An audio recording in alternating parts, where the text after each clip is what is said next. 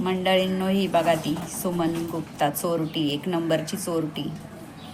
चेहऱ्यावरून अशी गरीब दिसते, पण कोणी हिच्यावर विश्वास ठेवू नका, कोणी हिला जवळ उभं करू नका. आणि हा तिचा नवरा भाडखाव, बायकोला चोऱ्या करायला पाठवतो. हा पण चोऱ्या करतोय, उल्हासनगरला पण चोऱ्या करतो हा कुत्रा.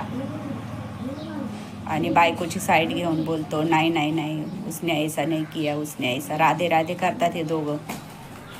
चंदन लावता काय, गळ्यामध्ये माळ घालता काय, सारखं माळ जप करत बसतो आणि असं चोऱ्या माऱ्या करतो. ते चोऱ्या माऱ्या लपवण्यासाठी हे देवदेव करत असतात. लोकांना वाटलं नाही पाहिजे का हे चोर आहे. अशा पद्धतीने हे लोक दोघं नवरा बायको काम करतात. या कुत्रीला तर कामधंदा काय होतच नाही, काम तर करताच येत नाही तिला, लंगडीला. घरात पण हिला कुत्रीला इज्जत नाही कवडी मोलाची. हिला फक्त चोऱ्या करायचं आणि एकदम गरीब गायसारखं राहायचं आणि ते माळजप करायचं, एवढंच कळतं फक्त. या कुत्रीला मी चैन घेतल्याशिवाय असं सोडणार नाही. तिला मी बहिणीसारखं हे केलं, बहिणीसारखं मानायचे तिला मी, एवढे सपोर्ट केला तिला.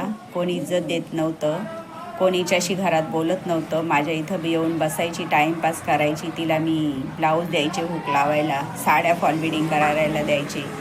त्याच्यामध्ये तिचं टेन्शन दूर होईल म्हणून माझ्या इथं येऊन रडत बसायची, घरातले गाराणे सांगत बसायची. सासू ऐसी है मेरी, सास ऐसी है.